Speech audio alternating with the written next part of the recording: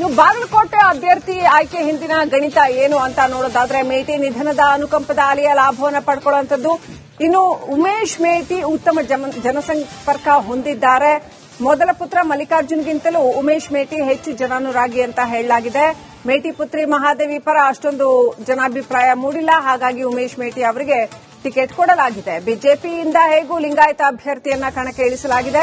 ಇಲ್ಲಿ ಕಾಂಗ್ರೆಸ್ನಲ್ಲಿ ಅಹಿಂದ ಮತಗಳನ್ನ ಒಗ್ಗೂಡಿಸುವ ತಂತ್ರ ಬಾಗಲಕೋಟೆಯಲ್ಲಿ ಹೆಣೆಯಲಾಗಿದೆ. 2 ತಿಂಗಳಿನಿಂದ ಸತೀಶ್ ಜಾರಕಿಹೊಳಿ ಅಲ್ಲೇ ಝಾಂಡ ಹೂಡಿದ್ದು ಚುನಾವಣಾ ರಣತಂತ್ರವನ್ನು ರೂಪಿಸ್ತಾ ಇದ್ದಾರೆ.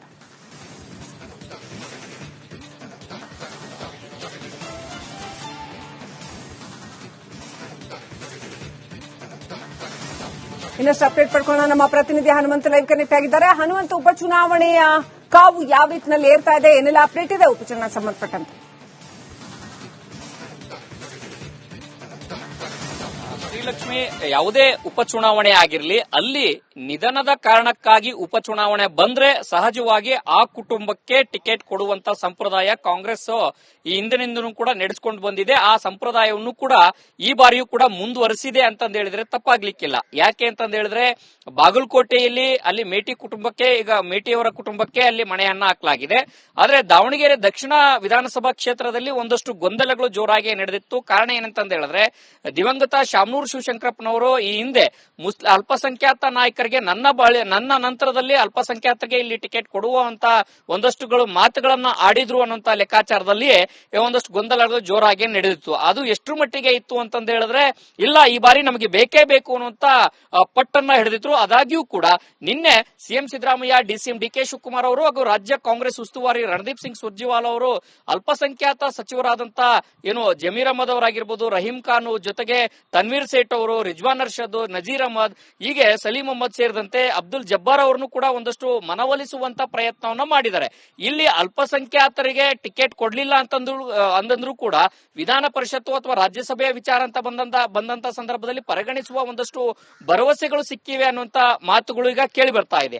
ಆದ್ರೆ ರಾಜ್ಯ ನಾಯಕರ ಮನವೊಲಿಕೆ ಆದ ರೀತಿಯಲ್ಲೇ ಸ್ಥಳೀಯ ಮಟ್ಟದಲ್ಲಿರುವಂತಹ ಅಲ್ಪಸಂಖ್ಯಾತ ನಾಯಕರು ಮನವೊಲಿತಾರ ಅನ್ನುವಂತ ಒಂದಷ್ಟು ಪ್ರಶ್ನೆಗಳು ಈಗ ಮೂಡ್ತಾ ಇರುವಂತದ್ದು. ಕಾರಣ ಏನಂತಂದ ಹೇಳಿದ್ರೆ ಈಗಾಗಲೇ ಸಾಧ್ವಿಕ್ ಪೈಲ್ವಾನ್ ಕೂಡ ನಾಮಿನೇಷನ್ ಮಾಡಿರುವಂತದ್ದು, ಜೊತೆಗೆ ನೇರವಾಗಿ ಎಸ್ ಮಲ್ಲಿಕಾರ್ಜುನ್ ಅವರ ವಿರುದ್ಧವೂ ಕೂಡ ಒಂದಷ್ಟು ಅಸಮಾಧಾನವನ್ನು ಕೂಡ ತೋಡಿಕೊಂಡಿದ್ದಾರೆ. ಆ ಕಾರಣಕ್ಕಾಗಿಯೇ ಕಾಂಗ್ರೆಸ್ನ ಲೆಕ್ಕಾಚಾರ ಯಾವ ರೀತಿ ಇದೆ ಅಂತಂದ ಹೇಳಿದ್ರೆ ಒಂದು ಸ್ಥಳೀಯ ನಾಯಕರಾಗಿರುವಂತಹ ಸ್ಥಳೀಯ ಮುಖಂಡರ ನಾಯಕತ್ವದಲ್ಲಿ ಮತ್ತೆ ರಾಜ್ಯ ಅಲ್ಪಸಂಖ್ಯಾತರ ಮುಖಂಡರ ನಾಯಕತ್ವ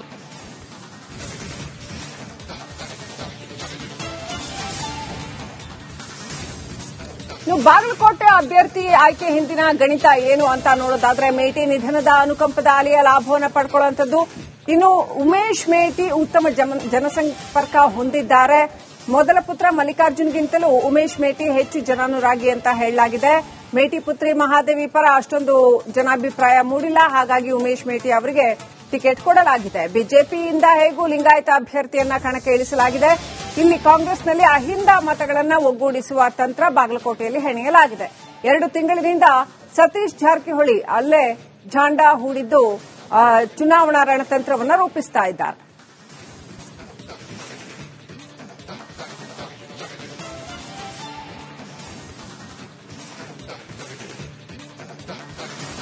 ಇನ್ನಷ್ಟು ಅಪ್ಡೇಟ್ ಪಡ್ಕೊಳ್ಳೋಣ. ನಮ್ಮ ಪ್ರತಿನಿಧಿ ಹನುಮಂತ ಲೈವ್ ಕನೆಕ್ಟ್ ಆಗಿದ್ದಾರೆ. ಹನುಮಂತ, ಉಪಚುನಾವಣೆಯ ಕಾವು ಯಾವ ರೀತಿಯಲ್ಲಿ ಏರ್ತಾ ಇದೆ, ಏನೆಲ್ಲ ಅಪ್ಡೇಟ್ ಇದೆ ಉಪಚುನಾವಣೆ ಸಂಬಂಧಪಟ್ಟಂತೆ?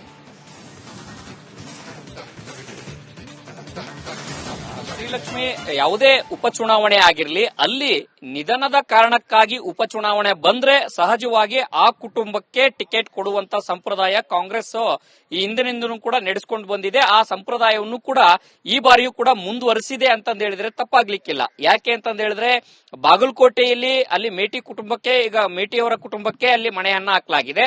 ಆದ್ರೆ ದಾವಣಗೆರೆ ದಕ್ಷಿಣ ವಿಧಾನಸಭಾ ಕ್ಷೇತ್ರದಲ್ಲಿ ಒಂದಷ್ಟು ಗೊಂದಲಗಳು ಜೋರಾಗಿ ನಡೆದಿತ್ತು. ಕಾರಣ ಏನಂತಂದ ಹೇಳಿದ್ರೆ ದಿವಂಗತ ಶಾಮನೂರು ಶಿವಶಂಕರಪ್ಪನವರು ಈ ಹಿಂದೆ ಅಲ್ಪಸಂಖ್ಯಾತ ನಾಯಕರಿಗೆ ನಾಯಕರಿಗೆ ನನ್ನ ನಂತರದಲ್ಲಿ ಅಲ್ಪಸಂಖ್ಯಾತರಿಗೆ ಇಲ್ಲಿ ಟಿಕೆಟ್ ಕೊಡುವಂತ ಒಂದಷ್ಟುಗಳು ಮಾತುಗಳನ್ನ ಆಡಿದ್ರು ಅನ್ನುವಂತ ಲೆಕ್ಕಾಚಾರದಲ್ಲಿ ಒಂದಷ್ಟು ಗೊಂದಲಗಳು ಜೋರಾಗಿ ನಡೆದಿತ್ತು. ಅದು ಎಷ್ಟು ಮಟ್ಟಿಗೆ ಇತ್ತು ಅಂತಂದ ಹೇಳಿದ್ರೆ, ಇಲ್ಲ ಈ ಬಾರಿ ನಮಗೆ ಬೇಕೇ ಬೇಕು ಅನ್ನುವಂತ ಪಟ್ಟನ್ನ ಹಿಡಿದಿದ್ರು. ಆದಾಗ್ಯೂ ಕೂಡ ನಿನ್ನೆ CM Siddaramaiah, DCM DK Shivakumar ಅವರು ಹಾಗೂ ರಾಜ್ಯ ಕಾಂಗ್ರೆಸ್ ಉಸ್ತುವಾರಿ ರಣದೀಪ್ ಸಿಂಗ್ ಸುರ್ಜೇವಾಲಾ ಅವರು ಅಲ್ಪಸಂಖ್ಯಾತ ಸಚಿವರಾದಂತ ಜಮೀರ್ ಅಹಮದ್ ಅವರಾಗಿರ್ಬೋದು, ರಹೀಂ ಖಾನ್ ಜೊತೆಗೆ ತನ್ವೀರ್ ಸೇಠ್ ಅವರು, ರಿಜ್ವಾನ್ ಅರ್ಷದ್, ನಜೀರ್ ಅಹಮದ್, ಹೀಗೆ ಸಲೀಂ ಅಹಮದ್ ಸೇರಿದಂತೆ ಅಬ್ದುಲ್ ಜಬ್ಬಾರ್ ಅವರನ್ನು ಕೂಡ ಒಂದಷ್ಟು ಮನವೊಲಿಸುವಂತ ಪ್ರಯತ್ನವನ್ನ ಮಾಡಿದ್ದಾರೆ. ಇಲ್ಲಿ ಅಲ್ಪಸಂಖ್ಯಾತರಿಗೆ ಟಿಕೆಟ್ ಕೊಡ್ಲಿಲ್ಲ ಅಂತಂದ್ರೂ ಕೂಡ ವಿಧಾನ ಪರಿಷತ್ತು ಅಥವಾ ರಾಜ್ಯಸಭೆಯ ವಿಚಾರ ಅಂತ ಬಂದಂತ ಸಂದರ್ಭದಲ್ಲಿ ಪರಿಗಣಿಸುವ ಒಂದಷ್ಟು ಭರವಸೆಗಳು ಸಿಕ್ಕಿವೆ ಅನ್ನುವಂತ ಮಾತುಗಳು ಈಗ ಕೇಳಿ ಬರ್ತಾ ಇದೆ.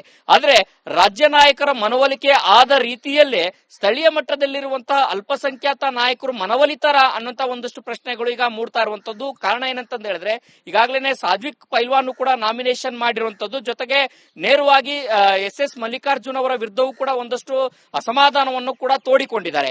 ಆ ಕಾರಣಕ್ಕಾಗಿಯೇ ಕಾಂಗ್ರೆಸ್ನ ಲೆಕ್ಕಾಚಾರ ಯಾವ ರೀತಿ ಇದೆ ಅಂತಂದ ಹೇಳಿದ್ರೆ, ಒಂದು ಸ್ಥಳೀಯ ನಾಯಕರಾಗಿರುವಂತಹ ಸ್ಥಳೀಯ ಮುಖಂಡರ ನಾಯಕತ್ವದಲ್ಲಿ ಮತ್ತು ರಾಜ್ಯ ಅಲ್ಪಸಂಖ್ಯಾತರ ಮುಖಂಡರ ನಾಯಕತ್ವ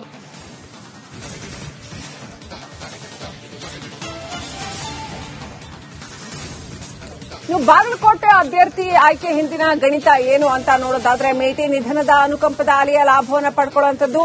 ಇನ್ನು ಉಮೇಶ್ ಮೇಟಿ ಉತ್ತಮ ಜನಸಂಪರ್ಕ ಹೊಂದಿದ್ದಾರೆ. ಮೊದಲ ಪುತ್ರ ಮಲ್ಲಿಕಾರ್ಜುನ್ಗಿಂತಲೂ ಉಮೇಶ್ ಮೇಟಿ ಹೆಚ್ಚು ಜನಾನುರಾಗಿ ಅಂತ ಹೇಳಲಾಗಿದೆ.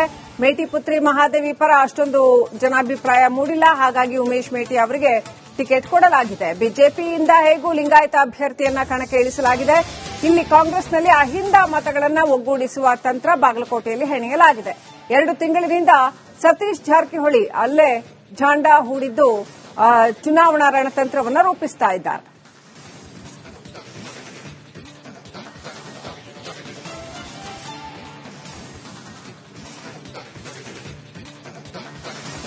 ಇನ್ನಷ್ಟು ಅಪ್ಡೇಟ್ ಪಡ್ಕೊಳ್ಳೋಣ. ನಮ್ಮ ಪ್ರತಿನಿಧಿ ಹನುಮಂತ ಲೈವ್ ಕನೆಕ್ಟ್ ಆಗಿದ್ದಾರೆ. ಹನುಮಂತ, ಉಪಚುನಾವಣೆಯ ಕಾವು ಯಾವ ರೀತಿಯಲ್ಲಿ ಏರ್ತಾ ಇದೆ, ಏನೆಲ್ಲ ಅಪ್ಡೇಟ್ ಇದೆ ಉಪಚುನಾವಣೆ ಸಂಬಂಧಪಟ್ಟಂತೆ?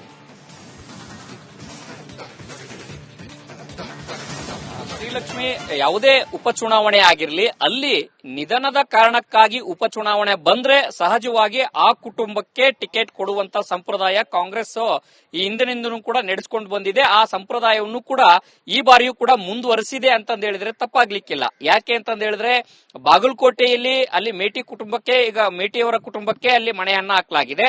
ಆದ್ರೆ ದಾವಣಗೆರೆ ದಕ್ಷಿಣ ವಿಧಾನಸಭಾ ಕ್ಷೇತ್ರದಲ್ಲಿ ಒಂದಷ್ಟು ಗೊಂದಲಗಳು ಜೋರಾಗಿ ನಡೆದಿತ್ತು. ಕಾರಣ ಏನಂತಂದ ಹೇಳಿದ್ರೆ, ದಿವಂಗತ ಶಾಮನೂರು ಶಿವಶಂಕರಪ್ಪನವರು ಈ ಹಿಂದೆ ಅಲ್ಪಸಂಖ್ಯಾತ ನಾಯಕರಿಗೆ ನನ್ನ ನಂತರದಲ್ಲಿ ಅಲ್ಪಸಂಖ್ಯಾತರಿಗೆ ಇಲ್ಲಿ ಟಿಕೆಟ್ ಕೊಡುವಂತ ಒಂದಷ್ಟುಗಳು ಮಾತುಗಳನ್ನ ಆಡಿದ್ರು ಅನ್ನುವಂತ ಲೆಕ್ಕಾಚಾರದಲ್ಲಿ ಒಂದಷ್ಟು ಗೊಂದಲಗಳು ಜೋರಾಗಿ ನಡೆದಿತ್ತು. ಅದು ಎಷ್ಟು ಮಟ್ಟಿಗೆ ಇತ್ತು ಅಂತಂದ ಹೇಳಿದ್ರೆ, ಇಲ್ಲ ಈ ಬಾರಿ ನಮಗೆ ಬೇಕೇ ಬೇಕು ಅನ್ನುವಂತ ಪಟ್ಟನ್ನ ಹಿಡಿದಿದ್ರು. ಆದಾಗ್ಯೂ ಕೂಡ ನಿನ್ನೆ CM Siddaramaiah, DCM DK Shivakumar ಅವರು ಹಾಗೂ ರಾಜ್ಯ ಕಾಂಗ್ರೆಸ್ ಉಸ್ತುವಾರಿ ರಣದೀಪ್ ಸಿಂಗ್ ಸುರ್ಜೇವಾಲಾ ಅವರು ಅಲ್ಪಸಂಖ್ಯಾತ ಸಚಿವರಾದಂತ ಜಮೀರ್ ಅಹಮದ್ ಅವರಾಗಿರ್ಬೋದು, ರಹೀಂ ಖಾನ್ ಜೊತೆಗೆ ತನ್ವೀರ್ ಸೇಠ್ ಅವರು, ರಿಜ್ವಾನ್ ಅರ್ಷದ್, ನಜೀರ್ ಅಹಮದ್, ಹೀಗೆ ಸಲೀಂ ಅಹಮದ್ ಸೇರಿದಂತೆ ಅಬ್ದುಲ್ ಜಬ್ಬಾರ್ ಅವರನ್ನು ಕೂಡ ಒಂದಷ್ಟು ಮನವೊಲಿಸುವಂತ ಪ್ರಯತ್ನವನ್ನ ಮಾಡಿದ್ದಾರೆ.